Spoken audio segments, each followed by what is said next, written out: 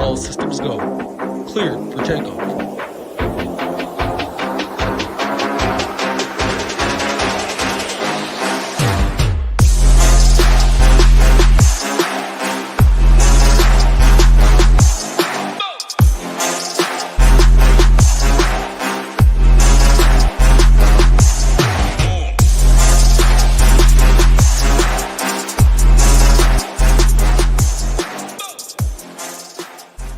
What is going on, everybody? We're back another week talking some fights with my guy, Big Marley, UFC 291 pay-per-view. Massive prize pools out there, $200K in the big one. I love what DK did. A nice $3, 150 max.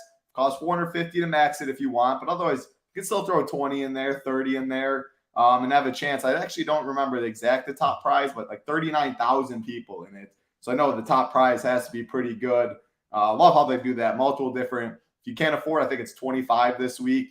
That costs a lot to max for sure. 200K up top, though. 12 fights right now. Two of the baddest dudes out there fighting for the BMF title. I don't care what the BMF title. I don't care what is on the line. 3 rounds, 5 rounds. Anytime these two square off, we get a rematch. Sign me up every single day of the week. Some other good fights littered across the card, too. I'm pumped, Marley. I mean, you can probably tell in my voice. Very excited. How are you doing? What's your thoughts on this card?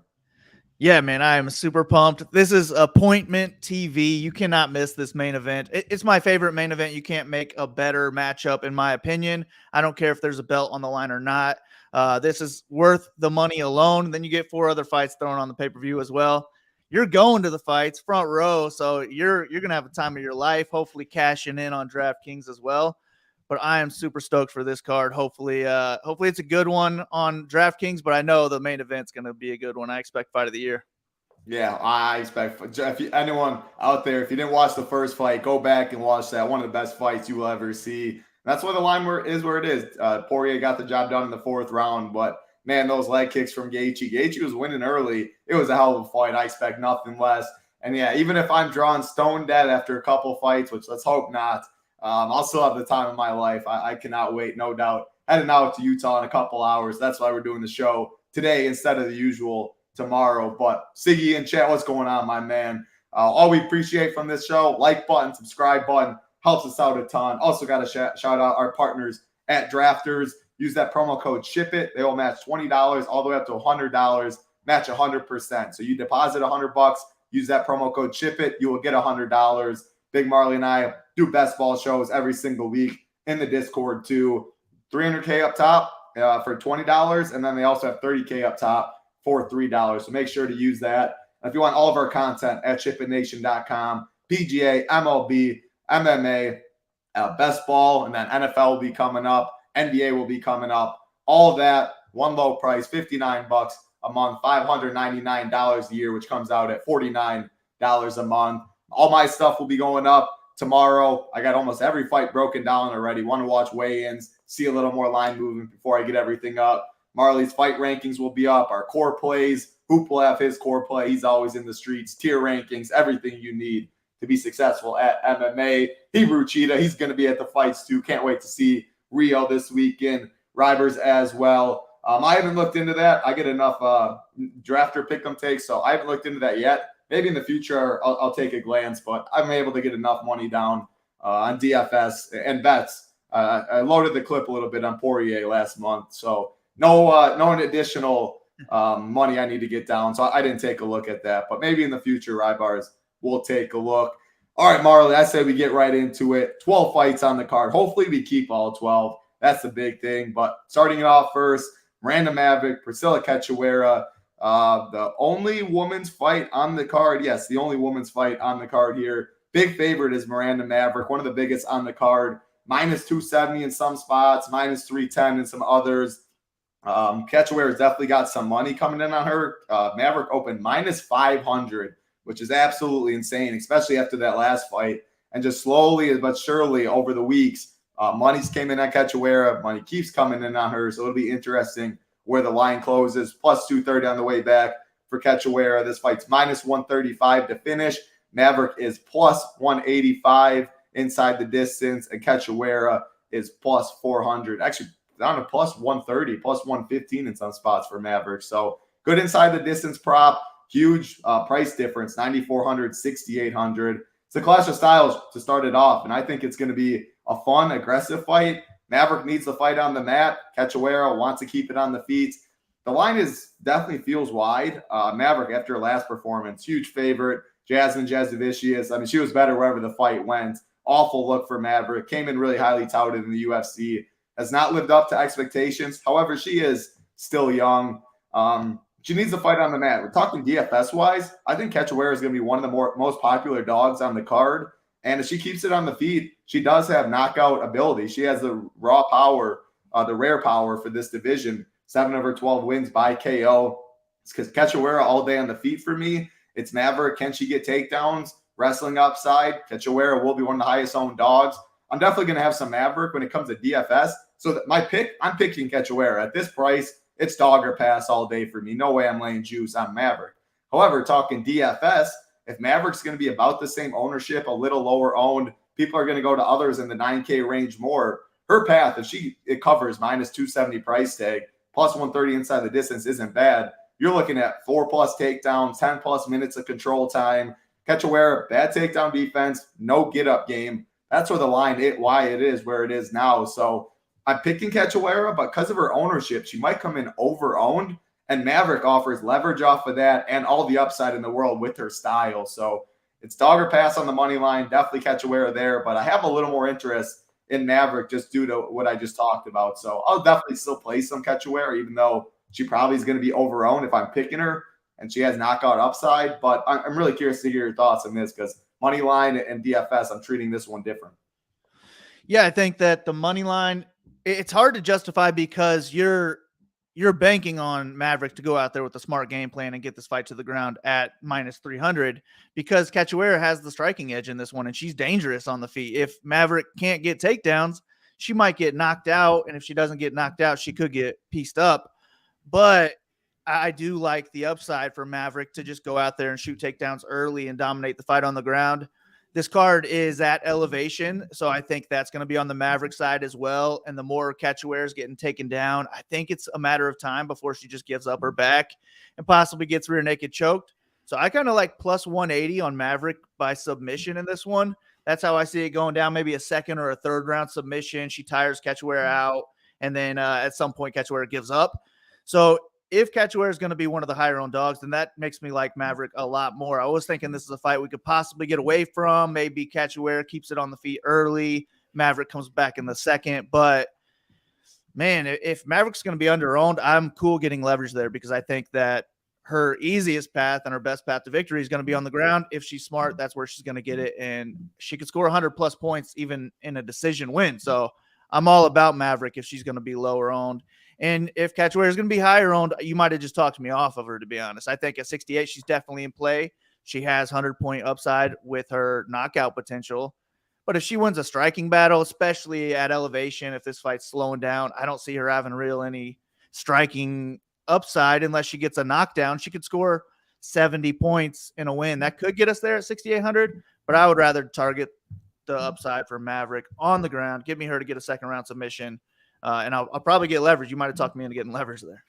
Yeah, no, I think Maverick will be probably somewhere around 25%. I think Cachoeira probably comes in somewhere around 25%. I'm expecting the line even to move in her favor a little more. It might be minus 250, Maverick closes or something like that.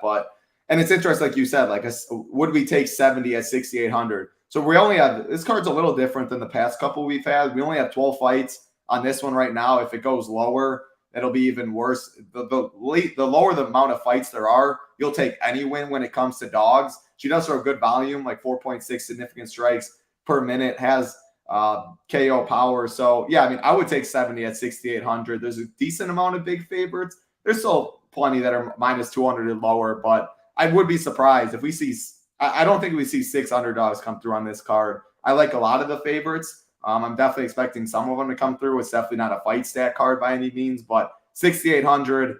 Her inside the distance prop solid for the price. The money line is solid compared to others in the range. I'll have some, but I agree. I think the Maverick side is the better play, and all the upsides there. If she covers her price tag, it's going to be because she gets it on the mat.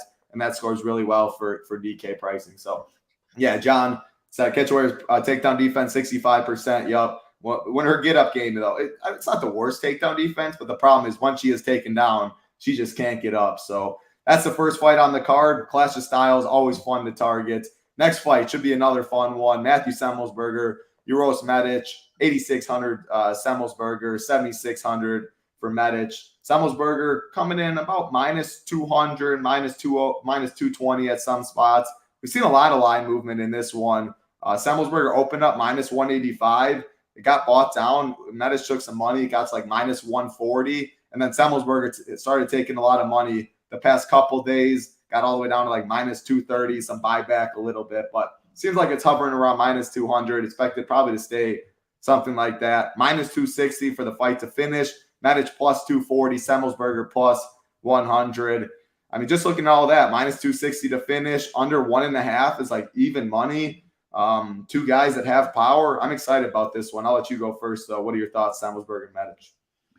Yeah, I think it's a good fight to target because Medic is a kill or be killed fighter. He's never been to the third round.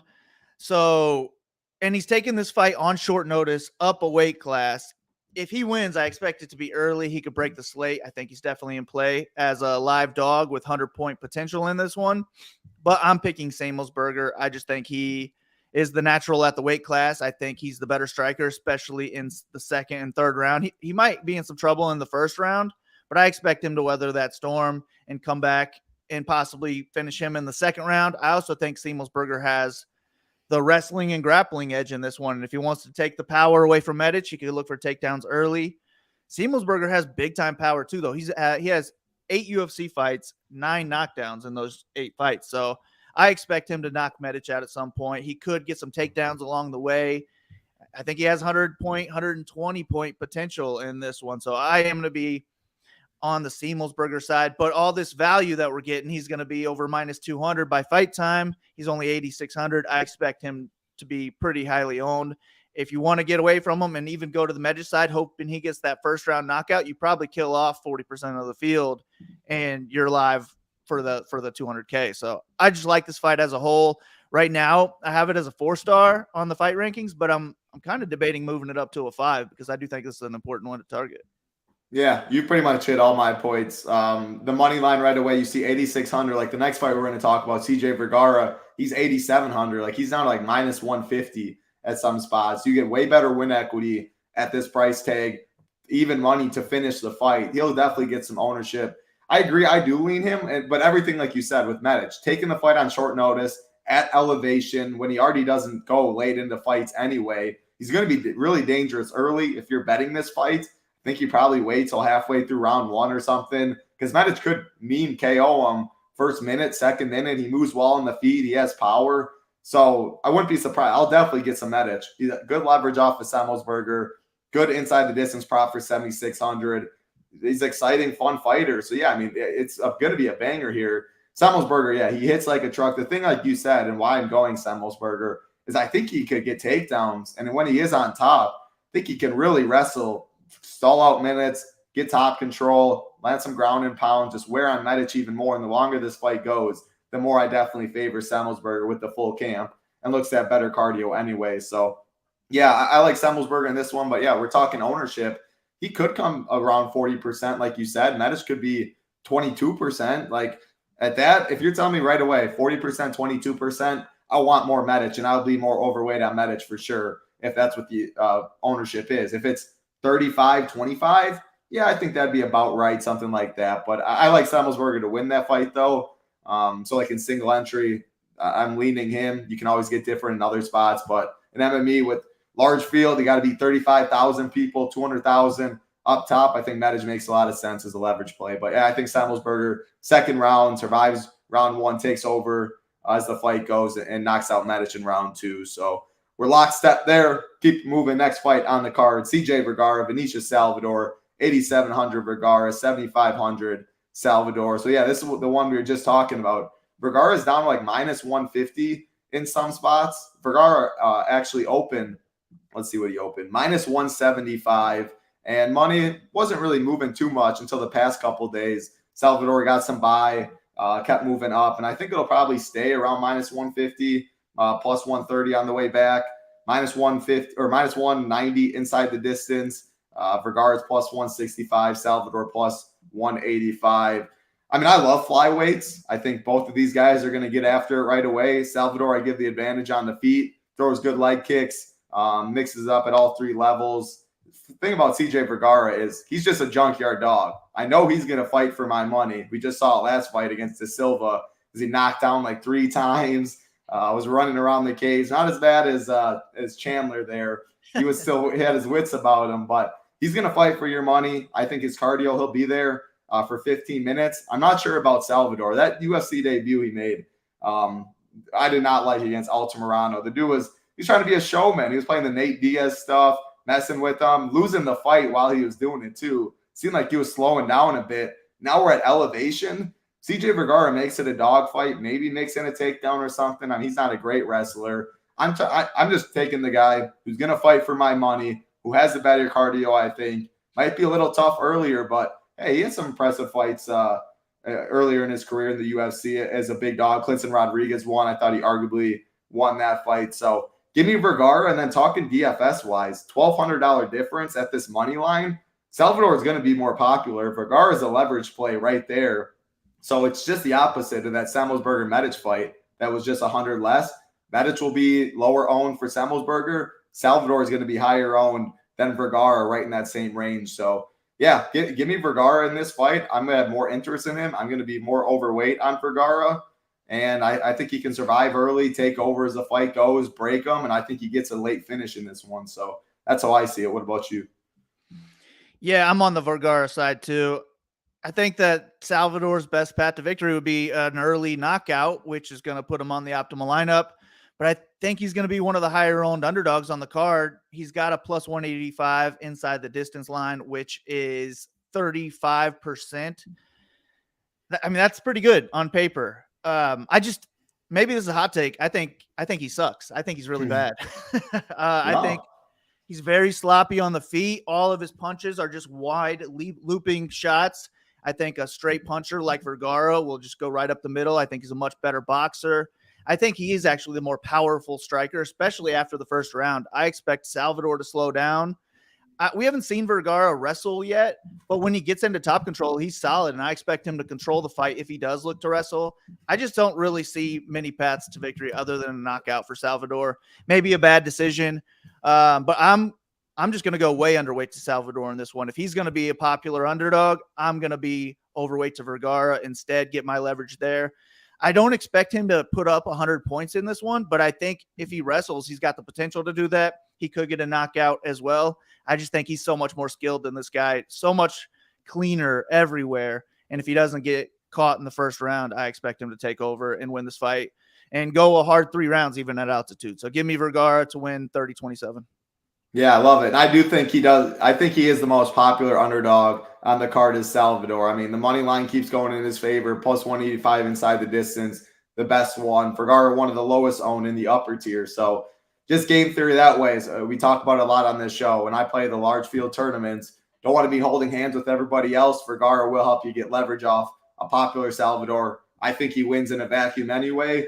And yeah, maybe he doesn't score 100, but the path's definitely there. I mean, if Salvador breaks at elevation, we've seen anyone, if your cardio zapped and you got nothing left in the tank, we've seen it multiple times. Rodolfo Vieira, one of the best grapplers of all time, gets submitted. And Amanda Nunes, like, you just give up at the end of the day. So yeah, I got Vergara late 3rd round. Think he comes in under-owned. Salvador comes in over-owned. So give me that side there. What's going on, Jay? Hope everything is going well. Keeping it moving. Next fight on the card, Jake Matthews, Darius Flowers, 9,300 Matthews, 6,900 for Flowers. We got Jake Matthews around minus 255, minus 270 in some spots, plus 215 on the way back for Flowers.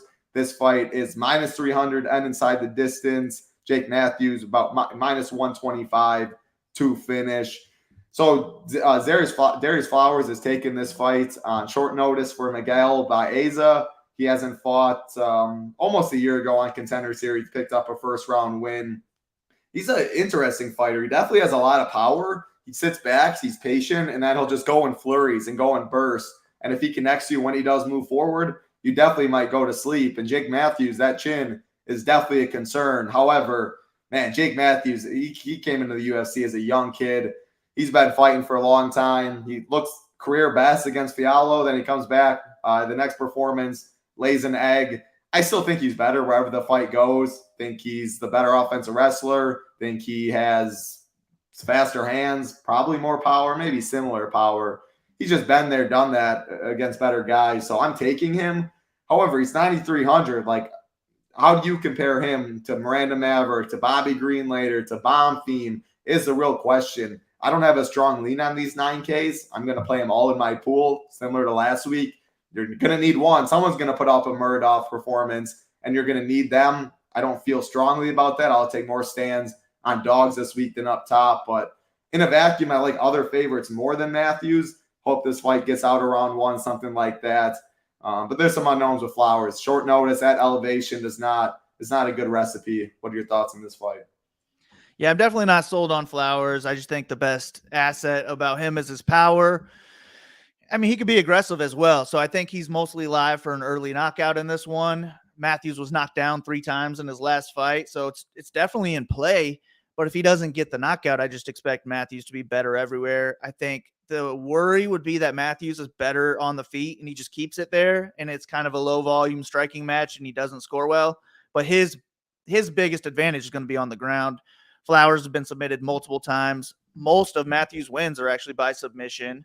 I mean, that's the way he's won more than any other way. So I think he's got a clear path to victory on the ground, and that's how he's going to score well on DraftKings. So I do have interest in him as a pivot away. It's just going to come down to his ownership. If he's popular, I'm not interested. If he's not popular, I'm interested. But right now, I just see myself being around field away. I think he does get this fight to the ground. Probably gets a second round, maybe even a third round submission. But if he strikes for 3 rounds, he could score 65 points in a win and just kill you that way. So I don't know. Maybe this is a fight to get away from, but it's just all going to come down to ownership. And if you think that Flowers gets the first round knockout, put him in your lineups. He's going to be on the optimal, but I might just fade him because I don't think he's very good either. I like him more at lower ownership than I like Salvador at higher ownership, I guess, but I'm just not too interested in either. I'll look to other dogs for the most part.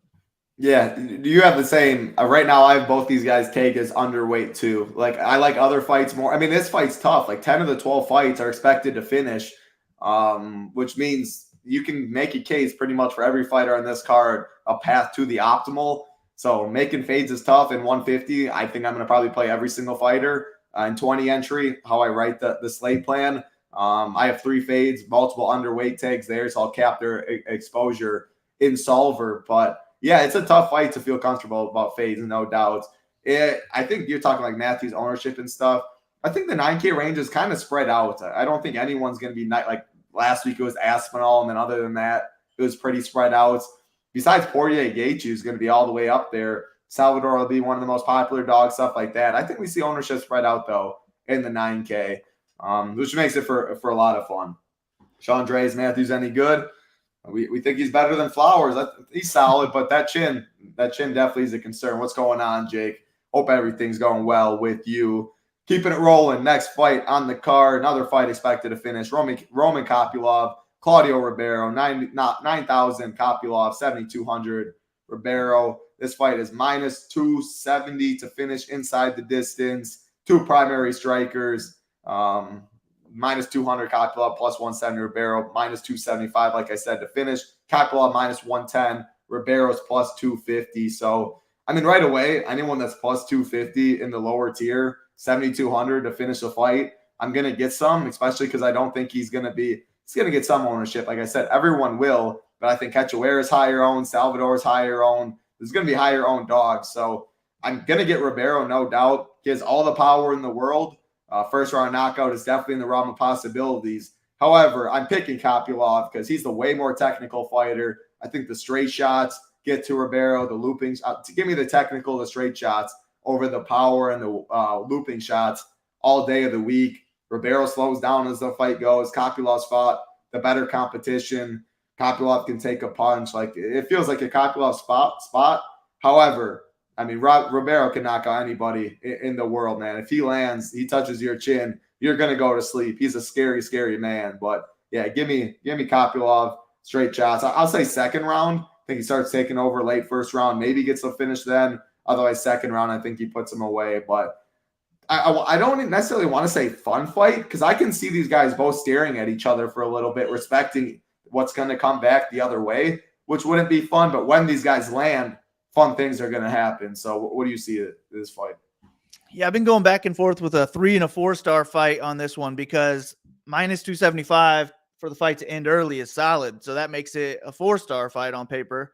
But I can see that the same thing, where they're both a little tentative, respecting each other's power, and it just being a lower volume striking match, because both of these guys are strikers. Ribeiro, more known for his power. Kopylov, super technical, way better over the course of 3 rounds.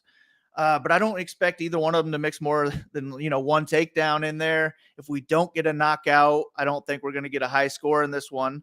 So I think Kopylov's my least favorite in the 9K range, because he's going to need a knockout at 9K, I think. And at Ribeiro at 7.2K, if he gets the knockout, he's on the optimal. If Kopylov gets the knockout, I don't know that he is. He's still going to have to compete with these other 9K guys. So my preferred play is going to be Ribeiro, just because he's so cheap and he has the knockout upside. But I'm with you. I'm picking Kopylov to win. So that's taking me a little bit off the Ribeiro, and it's making it possibly a 3-star fight on the rankings for me. So I'm going back and forth. We'll see what I end up putting that as. But I'm going to pick Kopylov to win and maybe score 80 to 90 points and probably not get there. Yeah, he's plus 300 in round 1, which more than likely, I think he probably needs a round 1 finish. Again, maybe, his balls to the wall. Again, I think they're going to respect each other's power a little earlier. There is definitely knockdown upside in this fight. Again, I don't think these guys are getting takedowns. A buzzer beater second round finish definitely could be enough too. You need first or second round is how I'm looking at it from Kopylov, which he's definitely live for. But yeah, I hear you. Like in a vacuum, there's other guys in the 9K range, even high 8K range, that I do prefer from Kopylov. But I think ownership kind of will reflect that as well. So another interesting fight, minus 275 to finish. 2 guys with power, should be a fun one. But Ribeiro, if he knocks him out any round, he's probably on the optimal, which is why I do have interest in him and might even have more exposure than Kopylov, even though I'm picking Kopylov. But a second round finish might not be enough for him. Keeping it rolling. Again, we do appreciate everyone out there watching, whether it's live, on playback. Appreciate you guys hanging out with us, watching us every single week. All we ask from you, like button, subscribe button. Helps us out a ton on this channel, bringing you free shows every single day. We got PGA show later. We got MLB. Actually, I'm not sure. It's a week MLB slate. I'm not playing. I'll be traveling, but such a short slate. I'm not sure there's an MLB show today. Back tomorrow, but PGA showdown, us talking MMA right now. Always appreciate that like button. Next fight on the card, the only big boy fights. Marcos Rogério de Lima, the Black Beast, Derek Lewis, 8,500 de Lima, 7,700. Derek Lewis. This fight is the most likely to finish on the card at minus 450. Looking at the odds, man, we've seen a lot of line movement in this one. Opened up, Derek Lewis, a very slight favorite, minus 115, minus 105. De Lima just constantly got money, mainly in the last couple days. He's down to minus 230. It'll be interesting to see what the line does after this fight. Minus 450 to finish, like I said. De Lima minus 125. Derek Lewis plus 200. First of all, Derek Lewis, first time fighting on the prelims in a long time. It's weird seeing him down here. He's on a skid. He's fought the best of the best, though. I'll let you go first on this one. Yeah, I think this is the second most important fight to target on the card. It could be a complete slop fest if this fight gets extended, though, at elevation. Both of these guys are gassers, and that could just get really ugly. So I'm hoping it ends early. But you said minus 450 to fight end early. DraftKings actually has it 5% higher than that at minus 650 to end early. So that's 86% to end early. It's also minus 135 to end in round 1. So you just got to target this fight. I'm going to be on the Lewis side. I think he can knock this guy out in the first round. I think Lima might even be a little scared at first out there. But if this fight goes past the first 3 or 4 minutes, I think it's going to be all Lima. And if he can get takedowns, he probably dominates Lewis on the ground, finishes him there at some point.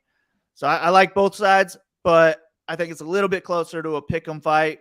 Lewis has been on a skid, and I think that's why we're getting this line right here. But I think he's going to come out hot, swinging for the fences, and if one lands, I expect Lima to go to sleep. So I'll take Derek Lewis. He'll probably be one of my favorite underdogs on the card. But at the same time, I'm going to have close to that. I'll probably be closer to the 86%, the minus 650 inside the distance than I will 81% of my lineups. I want this fight in most lineups I create and just hoping that it doesn't see the third round because that could be terrible. I do think Lima could score well if it does go to a decision, but he's got to wrestle. He can't be out there striking at range. If this is an at-range striking battle, the winner could score 35 points, and it would just be the worst fight we've seen in ages. So I'm a little worried about that, which is why it's not all in, but I expect a finish. Give me Lewis. Yeah, I mean, I definitely expect to finish. So the money line feels too wide, but why I am picking De Lima is one main thing. I think it's the leg kicks from De Lima. I think Derek Lewis is going to take 2 leg kicks in the first minute, and he is not going to be the same guy. He's going to retreat. He won't. I mean, he always has power, but if you can't step in at your full shots, the power is going to go a little bit. De Lima throws some of the nastiest leg kicks out there. Derek Lewis does not do well with leg kicks. And, I mean, we just saw Waldo Acosta. Like, if De Lima lands those leg kicks like he did last fight against Acosta, there's no way Derek Lewis is going to be in there fighting for your dollar after 30 of them or whatever. I think it's going to take 2, maybe 3. Everyone out there knows leg kick king. People probably laugh, and I love me some leg kicks. And I really do think that's the difference in this fight. And if Vic is on the mat, I think De Lima's way heavier on top. I think he'd be the one initiating it. He's the better grappler. Power, I mean, they both got power. Of course, we all know Derek Lewis. But what De Lima did to Ben Rothwell, knock him out the first time in like a decade or something, he just blitzed forward 30 seconds later and put it on him. But, yeah, I think it starts from the ground up. The legs going to be gone after that. I think he'll be not necessarily a sitting duck because Derek Lewis is never a sitting duck. But, yeah, it's De Lima for me on this side. Finding someone that loves you as much as Title loves leg kicks, you got that right, Hebrew Cheetah. These leg kicks, I mean, wait till the main event. Ooh, the leg kick city right there. But, yeah, give me De Lima. You like Lewis. At the end of the day, though, yeah, minus 450. You said minus 300 to finish inside round 1? Minus 135. Minus 135, yeah. So a fight favorite end of round 1. We're looking at guaranteed 90 right there. So sign me up for this fight for sure. We'll have more De Lima over here. You like Lewis, totally makes sense. Keep it rolling. Next fight on the card, Gabriel Bonfim, Trevin Giles, 9,200 Bonfim, 7,000 for Giles. Bonfim coming in, you see minus 320s out there all the way up to minus 370. It's always important to price shop in MMA. The odds differ. Depending on the book, the odds differ a lot. This fight's minus 140, under 1.5 rounds, minus 325 to finish. Bonfim, minus 190, Giles, plus 475. So, yeah, this is the Bonfim brother of Ismail that lost against Benoit Saint-Denis. I will say this is a tougher matchup, or an easier matchup. Bonfim, his brother, had a tougher matchup against Benoit Saint-Denis. I respect Benoit Saint-Denis a lot. He's as tough as they come. When he gets it on the mat, his wrestling, his grappling, very good. And I also think Gabriel's the better of the brothers.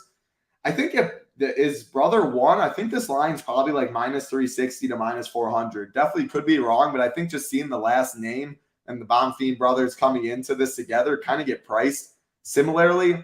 I don't think Trevin Giles is a bum by any means. He's pretty well-rounded, but he just doesn't throw good volume, a lot of volume. He has poor IQ. Bonfim, 11 of his 14 wins by sub. I think if it does hit the mat, I think Bonfim's going to submit him. And on the feet, I mean, you only see 3 KOs. He's finished all 14 of his fights. I think he's the better striker. I think the jab will be working, the leg kicks. He mixes it up well. He's the bigger fighter.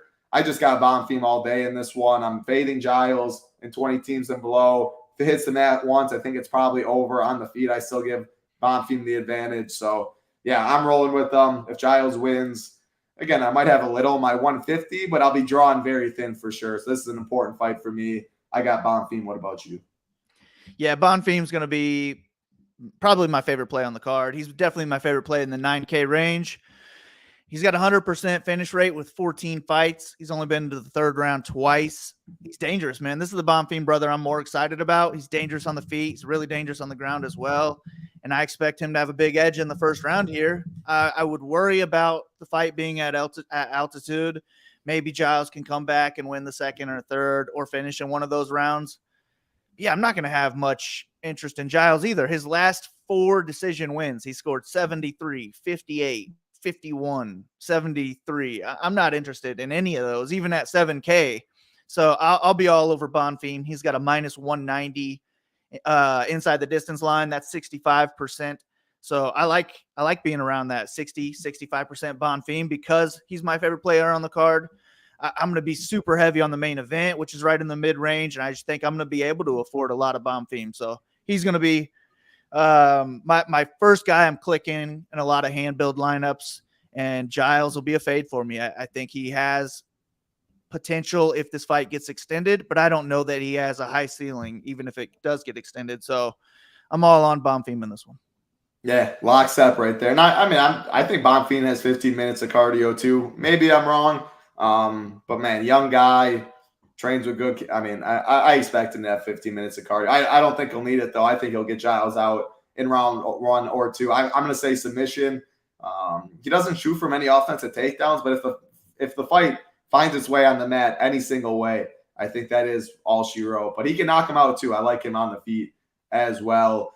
Keeping it rolling. Next fight on the card. This one's going to be fun. Big mouth Kevin Holland taking on Michael Chiesa. 8,400 Holland, 7,800 Chiesa. Minus 145 is Kevin Holland. He opened minus 170. It's been sitting around minus 145 for a little bit. Plus 125 on the way back. This fight is minus 210 to finish. Minus 250 at some books.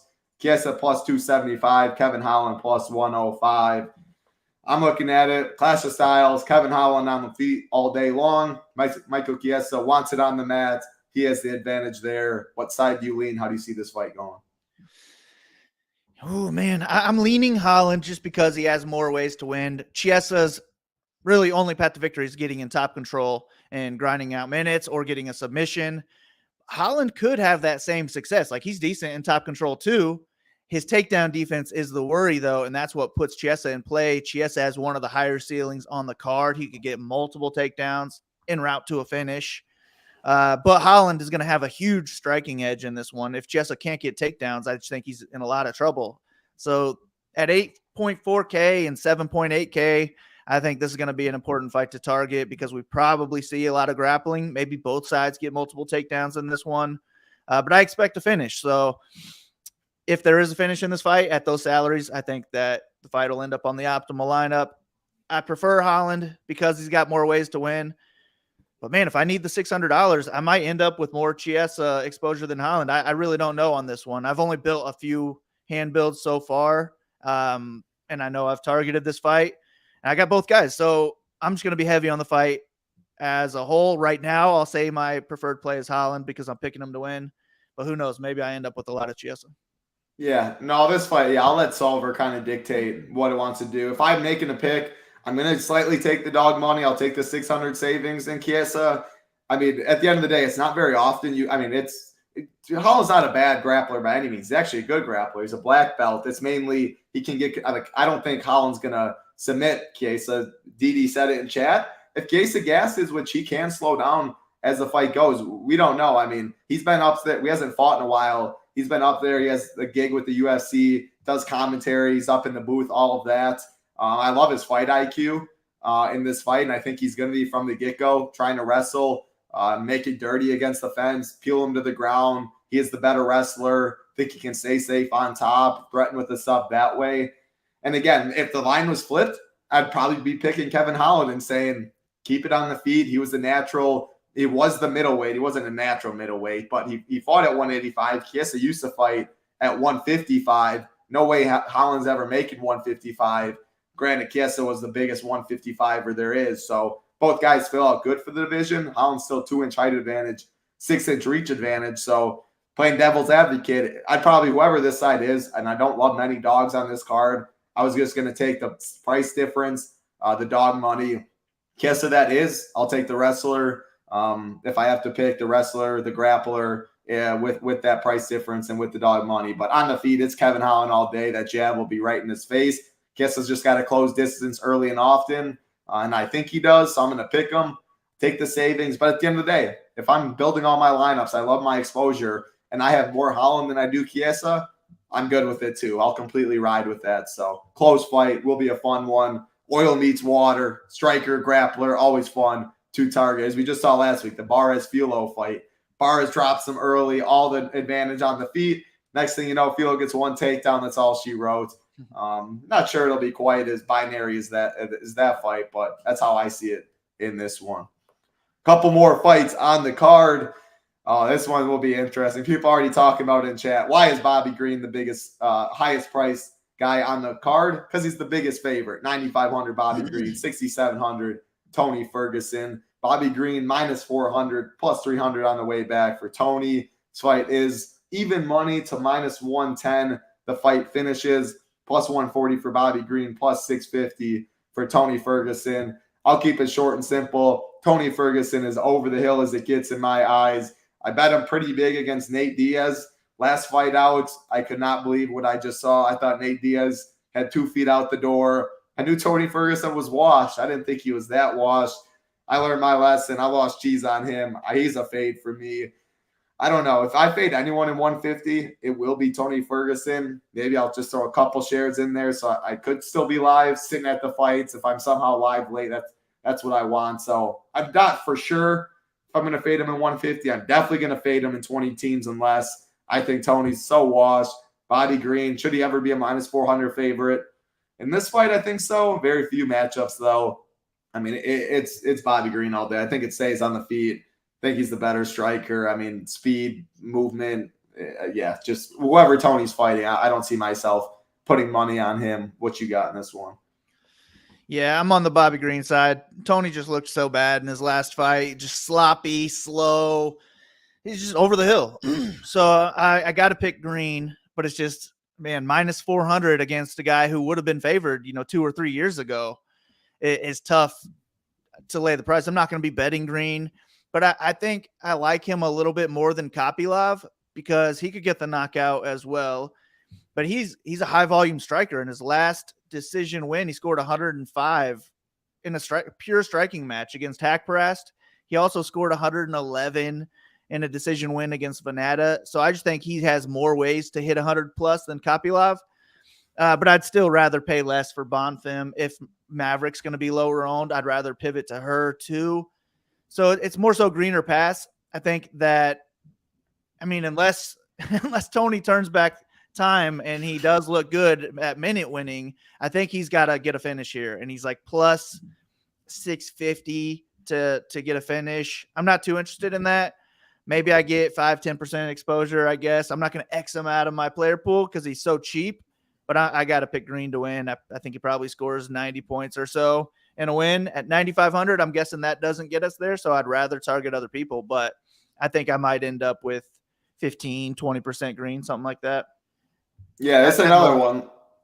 Like these guys in the 9K, like Maverick, Bonfim, Copy, like you can see how all of them could put up 120 plus, similar to last week in the 9K range. Murdoch was the guy that put up 145. Like I think someone up here puts up a score that you will need.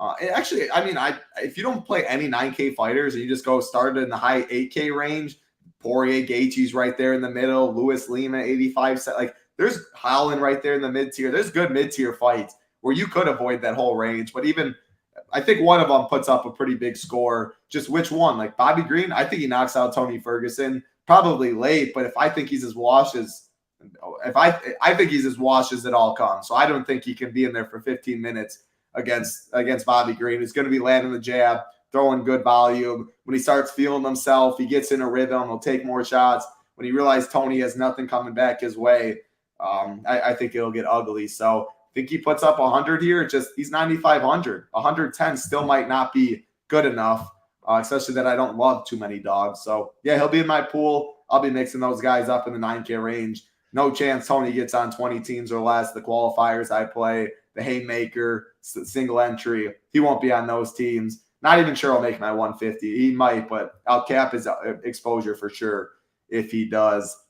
3 fights left on the card. Again, we appreciate that like button. Appreciate that subscribe button. You want all of my fight breakdowns, Marley's fight rankings, core plays from us, tier rankings, as well as hoops core plays as well. Sign up at shipitnation.com, $59 a month, $599 a year. We got baseball going on, best ball, golf, NFL coming up, everything you need. And if you do join, make sure to get in the Discord too.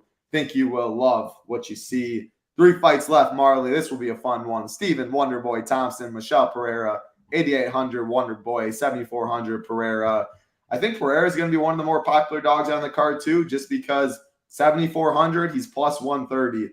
Wonderboy opened up minus 200, plus 170 for Pereira on the way back. He has taken money ever since. This fight is one of the few favored to go to decision. It's plus 145 to finish. Pereira plus 300. Wonderboy plus 300 as well to finish. So I'm not going to get to Wonderboy. 8,800, and that's in 20 teams or less. It's hard to find enough fades on this card. The win equity isn't good for 8,800. The finishing odds aren't good for Wonderboy. He can sit at range, uses karate style, land about 4.5 significant strikes per minute, and win a decision. That is what I'm picking. Michelle Pereira, very dangerous. He's changed his fighting style. The dude used to be a wild man. Now he's more reserved a little bit, has a lot of power. I'm worried about his gas tank, though. The longer the fight goes, I do favor Wonderboy there. Pereira, I do expect to try and mix in takedowns, maybe get some, but I think Wonderboy probably gets back up, goes back at range. Thing is, I'm going to look at ownership. I think Pereira is going to be over-owned. People are going to see 7,400 plus 130, want to play him as a popular dog. I think Wonderboy wins a decision. So my plan is to be underweight on Pereira, have fade Wonderboy in 20 and below, not even have too much in 150. So I'll be underweight on this fight for sure. Wonderboy by decision is how I see it. Shout out to Wonderboy. He made hoop a lot of cheese against Kevin Holland the last time out. What a performance at 40 from him. What are projections updated for this week? They'll be updated tomorrow, Friday. Ownership projections will be up on the site, always on Friday, Jay. We'll let everyone know in the Discord as well. But what do you see in this one, Marley? Mute. You hit the mute. My bad. Yeah, I think that's a good take. I think this is a fight that we can get away from. Thompson at 8.8K. It's gonna take a lot for him to get there. And if he's worried about the power from Pereira and we don't see the high volume that we have lately from him, then he could score 70 or less in a decision win here. He did score like 96 points in a 3-round decision against Luque, but that included a knockdown. Do you want to project knockdowns in this fight? I don't know. I just think the price tag makes him fadeable, but he's my pick to win. Pereira, you said it there. I think the ownership is getting me away from him. He should be one of the higher owned dogs on the card. I think it makes sense on paper. He could finish Thompson. He's been looking pretty good lately too. I think he's not dead in a decision in this one either, but I think we're more so playing for his knockout upside because Thompson is 40 years old. He's also 10 plus years older than this guy, which wins 60, or the younger guy wins 67% of the time. So everything on paper is pointing to Pereira being the better play, but the ownership is talking me into fading this fight. It's probably my least favorite fight on the card because I think that they're big names. The ownership will be there probably on both sides. So it's hard to get away from, Pereira completely, but I'll be underweight as well. And then Thompson, if he's going to be super low owned, I guess that'll give me a little bit of interest there, but I don't think that'll be the case. I think he'll probably be 20% owned, and that's a little too high for me. So least favorite fight on the card for DraftKings, but it should be a fun striking match. Yeah, so I think Pereira comes in somewhere around like 25% owned. I think Wonderboy probably comes in like 15% owned. I wouldn't be surprised to see 13, something like that. Just the nature of this card. Even if Pereira was like, I'm not, like you said, I'm the same boat as I'm not full fading Pereira. Like at those money line odds, someone said 75, 80 decision. Will that be enough? And I'll take 75, 80 points at 7,400 on this card. Maybe it's left out. Maybe, but it very well could be in the winner as well. So just at those odds, no way I'm fading, but 25 to 30% I do think is over-owned, which will just have me under-owned 20%, 15, something like that. And yeah, while probably Wonderboy, Steven Thompson is under-owned, like he has a better chance than 13% at the optimal. If you're only playing 20 teams or less, there's other fighters I like a lot more in his range, cheaper and more expensive. I like CJ Vergara for 100 less, who's also going to be really low owned there too. I think it's a higher pace fight. So yeah, underweight on this one. Hope it does not land up on the optimal. 2 fights left. two really fun fights. Was hoping this one was going to be for the title, but to be honest, I don't think it should have been. I don't think you get Pereira the shot right away when Jamal Hill had to vacate it. But Jan Blachowicz, Alex Pereira, 8,200 Blachowicz, 8,000 Pereira. We got, I mean, man, this, if you get minus 110 a piece on DraftKings, at FanDuel, it's minus 122, minus 104. Odds are all over the place. Blachowicz open minus 145. Odds have gone back and forth the whole time. I think it probably does close about a pick 'em. It's what it's looking like right now. Minus 215 to minus 280 this fight to finish. Blachowicz plus 170, Pereira 155. Striker grappler. I mean, of course, Blachowicz, he has power, the Polish power. Pereira was just knocked out brutally a couple months ago. Could he land a big shot? Could Blachowicz knock him out? Sure. I'm not expecting that one bit, though. If it's on the feet, Pereira's a different beast. On the ground, though, Blachowicz definitely has the advantage. We saw Michailidis take him down. Adesanya got a takedown. I mean, grappler, striker, man. Who wins out? Yeah, it's a tough one. I think that Pereira's definitely the way more skilled striker. He's got the meanest left hook I've ever seen in my life. I think he's definitely live to land that and knock out Blachowicz in any round. I think he's the higher volume striker in this one. But I mean, minus 280 for the fight to end inside the distance seems high to me. I think that there's a much higher likelihood that this does go to a decision. Even if it is a striking match, I don't know that it's that likely that these guys are getting knocked out. I think Pereira's very live for the knockout, but at the same time, he was knocked out cold 3 months ago. And that's a early comeback. And now you're moving up in weight against a guy with big power as well. I think Jan is almost just as live for the knockout, but I think the minute winning on the feet will be all Pereira. And if Blachowicz is smart, he's going to look for takedowns. There's only 3 rounds in this one. I think you can look for takedowns in every round and not worry about gassing out.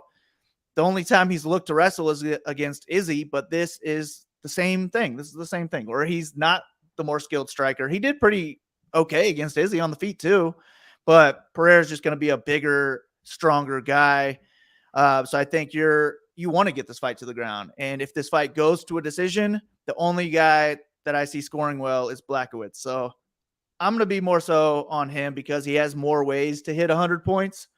But I think that the names are going to make this fight decently owned, and I might just get away from it and hope that Blachowicz maybe loses some striking in the early part of the fight, and then he looks for takedowns, scores 70-something points in a win, and that's not going to get us there. So I'm going to have more fights without, or more lineups without this fight, I think.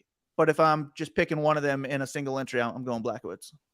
Yeah, I'm picking Blachowicz. The confidence is a 0, but like you said, I just think he has more pass. If it does go to decision, I don't want Alex Pereira. I mean, some 4 knockdowns, like, of course, there's always a path, but if you tell me this fight goes to decision, Blachowicz is the one with the wrestling, the takedown upside. It could be 3 takedowns, 13 minutes of control time, some ground strikes, and he gets there that way. I do like other fights in the mid-tier more. That's what I was just saying. Like, if you avoided the whole 9K range, there's so many good mid-tier fights this week, and this one's the closestly lined. I wouldn't be surprised if all these AK guys put up 100 plus. This fight's minus 280 to finish. It's grappler striker is how I'm seeing it. Like, it has all the upside in the world. Like you said, yeah, with the name value, I'm just wondering because like Poirier, Gaethje's right in this range. Derek Lewis, Lima, because this range is so loaded, maybe on a different card it'd be higher. I'm not really sure, but I got Blachowicz on this one too. Everyone keeps talking about Pereira getting knocked out brutally a couple months ago and how that scares them. But yeah, Yano struck Izzy all 5 rounds. Remember that? Well, it wasn't 5 rounds. He took him down the last 3 rounds. The first 2 were competitive. But, I mean, Pereira's the natural. Izzy was coming up a weight class, didn't even weigh in at the limit. He weighed in under it. Pereira's a natural 205er. I mean, the dude literally was just out there for Izzy and killed his body in the weight cut to make 185. Like, Pereira at 205 is a better striker than Izzy, in my opinion. I was all over Izzy last fight, and I bet him. But Pereira is the rangier guy, the scarier guy. I'd be shocked if Jan outstruck him. But I do hear what you're saying. Jan, in that fight, rounds 1 and 2 was definitely competitive. Round 3 in the striking, too.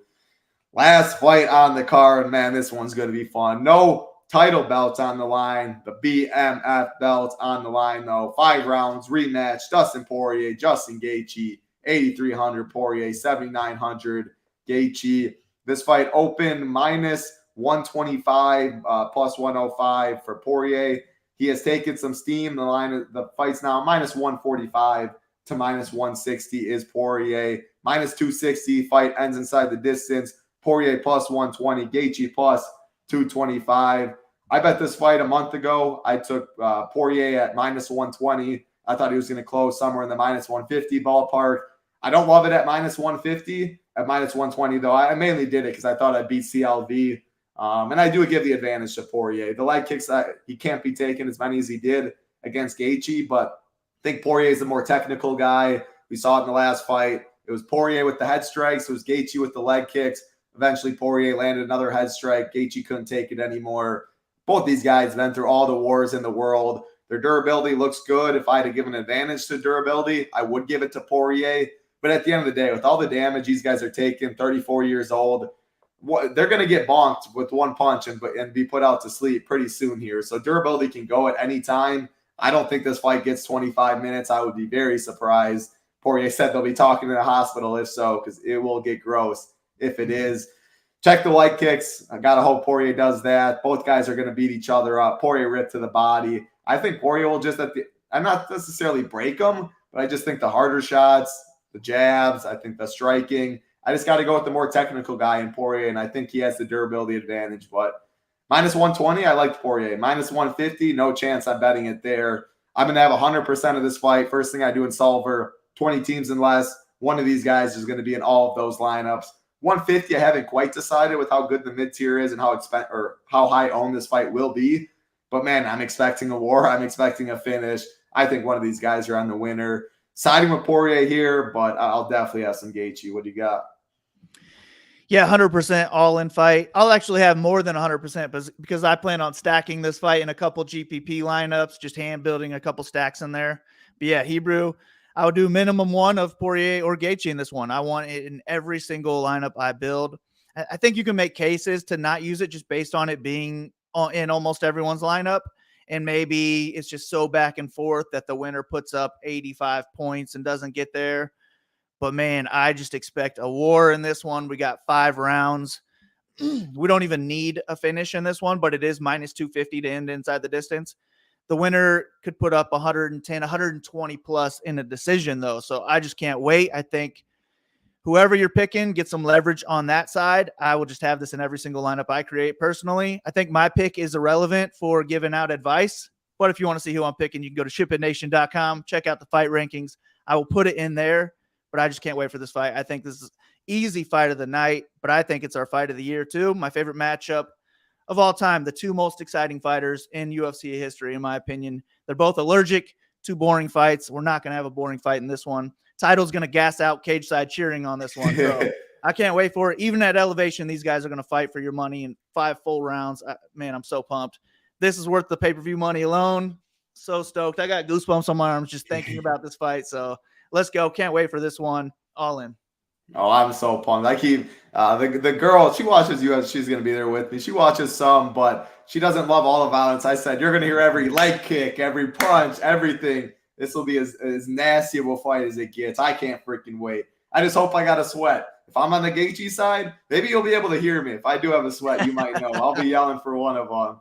But, man, I cannot freaking wait. 2 of the baddest dudes out there. Awesome fight to target. Awesome card here. 12 fights in Salt Lake City. Going to be a blast. We got all of our content will be up. All my fight breakdowns are up. I want to put everything up on the site at once, though. Tomorrow morning, going to have projections, going to have ownership up, Marley's fight rankings, all of my fight breakdowns with overweight, underweight, core tags, as well as our core plays, tier rankings, everything you need in MMA DFS. And again, love the projections and the ownership we have now on the site for MMA, for PGA as well. You can't beat the price. $59 a month, $599 a year. NFL right around the corner. PGA is not stopping. MLB is still going on. NBA will be here before we know it. Best ball streets as well. Can't beat that price tag. Awesome stuff, Marley. 12 fights tomorrow. Big time prize pools. Got to see some Ship It Nation logos up top. Any questions you guys have, take us in the Discord. I'll be around in the morning for sure. But Big Marley will be around the whole time as always. I'll try and answer any questions as well. Good luck, everybody. Hit that like, hit that subscribe on the way out. For Mike Marley, I'm Titletown. Good luck, everybody.